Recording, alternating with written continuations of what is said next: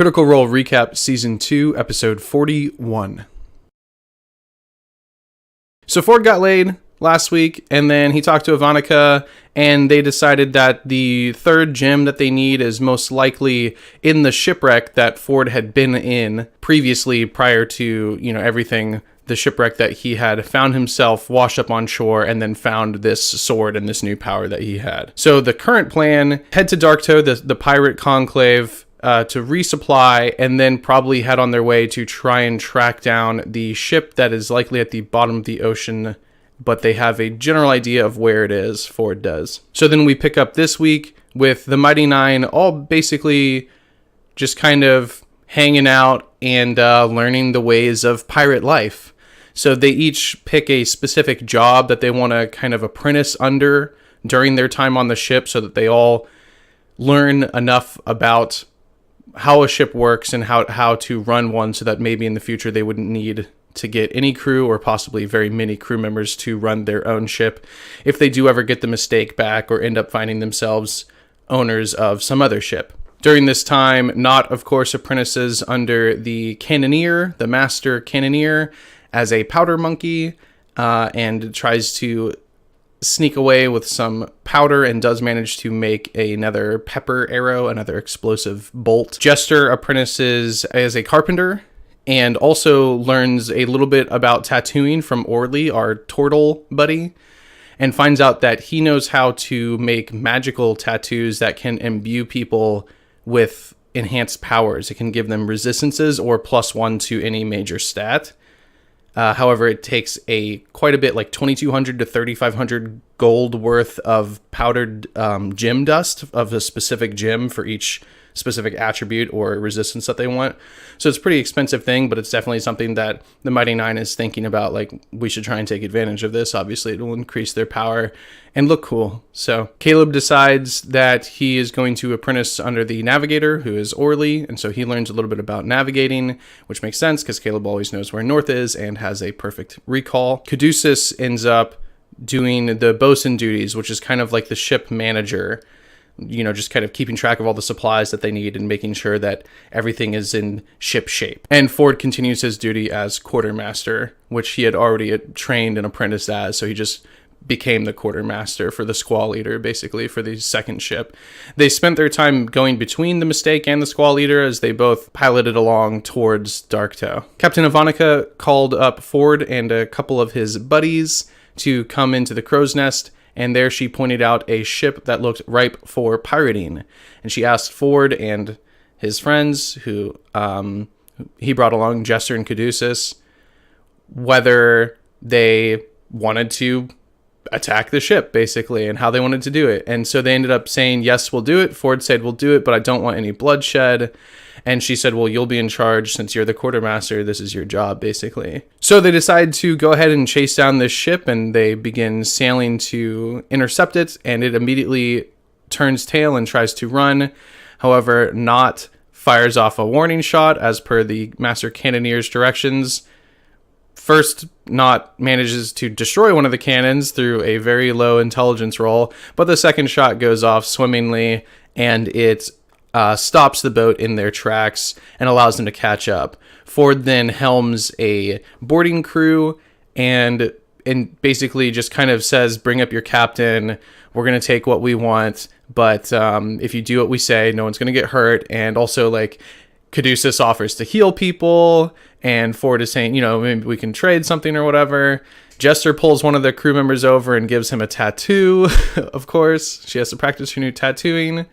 And it's a smiley face with 2 tusks sticking out. Bo goes into the captain's quarters and gets a really good investigation roll and finds a list of all of the goods that they have, including a final entry on this list that indicates some sort of special thing that the captain was paid 1,800 gold to accept on his ship and is also under guard. She also finds in there, under some concealed floorboards, a chest full of gold, which is the captain's gold, is the ship's gold. So they take that out and transfer it over to their ship, and then they go down and search the hold.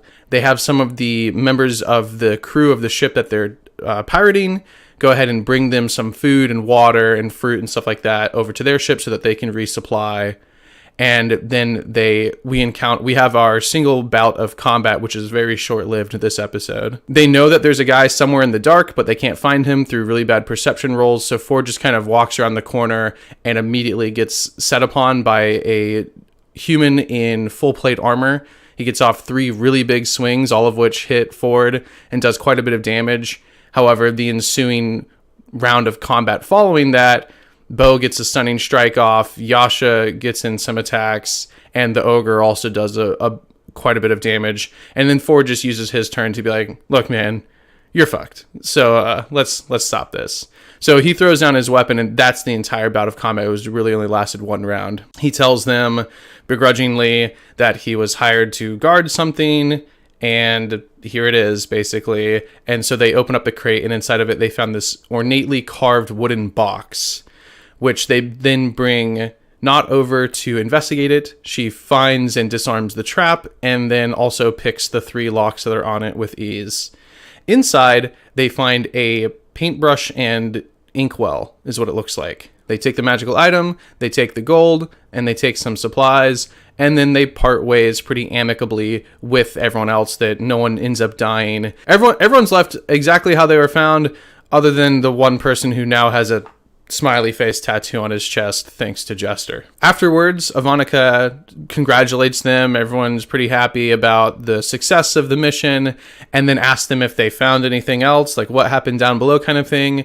And they're pretty evasive and do seem to possibly manage to sneak by this magical item without Ivanica knowing about it. However, the entire chest of gold is handed over, and they never really count it or like figure out how much is in there or if they get a share or anything like that. So the huge chest of gold is just kind of handed over, but they do get this magical item, which Caleb then identifies and finds out that it is a magic paintbrush and inkwell, and anything that is painted with it will come to being.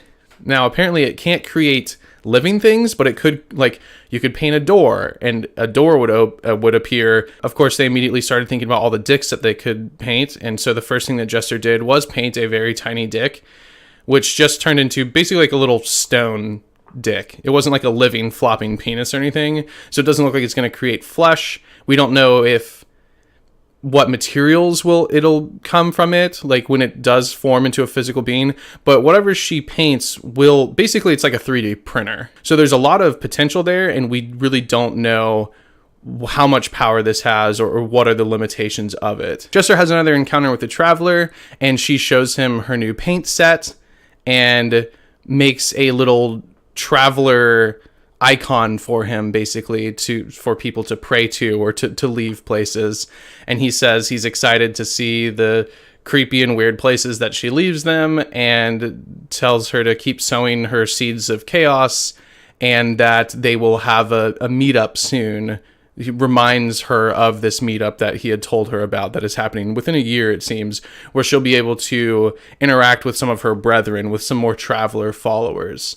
And that's pretty much the extent of that exchange. Ford also during this time has another dream in which there are 3 lights, 3 people who are kind of swimming around and flying around or falling.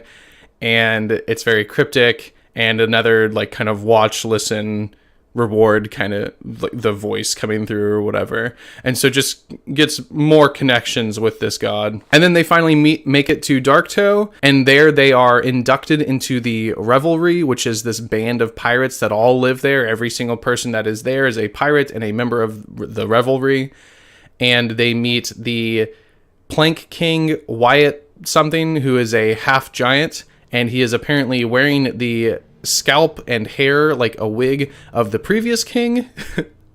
So that's a little weird, but they meet and they say who they are, kind of. They tell their fake names and also kind of their real names, and I don't know, they still don't really seem to understand what exactly they're doing, but they're basically like, hey, we're pirates, we're part of Ivanica's crew, and that's about it. That's pretty much where the episode leaves off. They then just go head out to a bar to drink a little bit after having met with the king, and that's where we'll pick up next week. But yeah, so everything's still kind of a little up in the air, and Ford's still not really sure what exactly he wants to do with the Cloven Gems. Whether or not he definitely wants that power for himself, but at the same time, he doesn't want to release this entity because it could be really bad. And the rest of the Mighty Nein seems pretty against releasing it as well. So we'll see what happens.